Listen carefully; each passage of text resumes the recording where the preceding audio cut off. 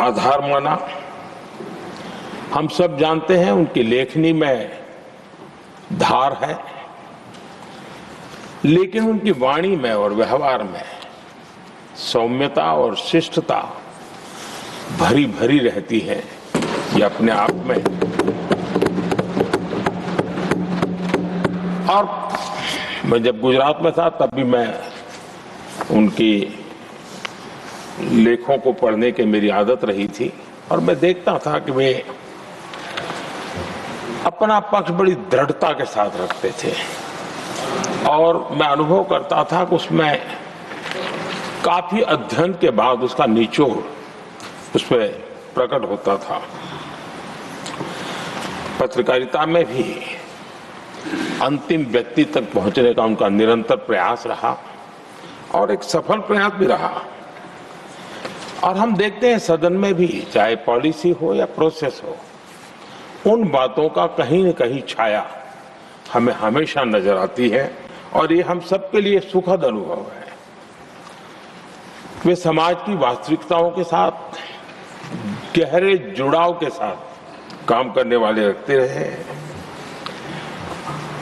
मैं तो कहूंगा, जो चाहे लोकसभा हो या राज्यसभा हो, जो नए सांसद आते हैं वे हरवंश जी से बहुत कुछ सीख सकते हैं, बहुत कुछ बातें करके उनसे जान सकते हैं। क्योंकि जब वो पत्रकारिता में थे तो उनकी एक कॉलम चलती थी, हमारा सांसद कैसा हो, हमारा पार्लियामेंट मेंबर कैसा हो। तब उनको शायद पता नहीं होगा, कभी उनको भी बैठना पड़ेगा, लेकिन वो लिखते थे, और वो बातों में बहुत ही व्यापकता रहती थी। सदन की गरिमा और बैठने वाले सदस्य का दायित्व और उसके आचार विचार को लेकर भी बहुत गहरा उनका अध्ययन रहता था, और उन बातों का उपयोग आज हमारे सदन के साथी उनके साथ बैठ करके बहुत कुछ जान सकते, सीख सकते हैं।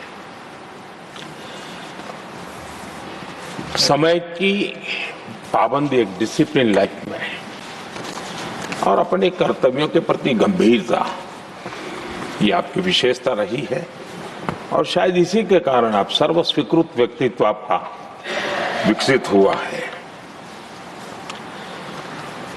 हमने देखा होगा जब से वो राज्यसभा के सदस्य बने हैं, मैं कह सकता हूं कि पूर्ण समय वो सदन में होते हैं।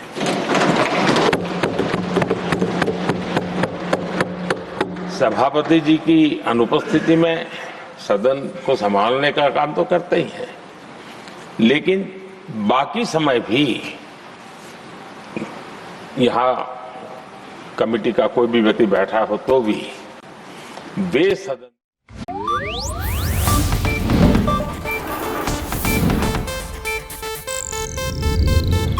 ಇದು ಏಷ್ಯಾನೆಟ್ ನ್ಯೂಸ್ ನೆಟ್ವರ್ಕ್ ಪ್ರಸ್ತುತಿ।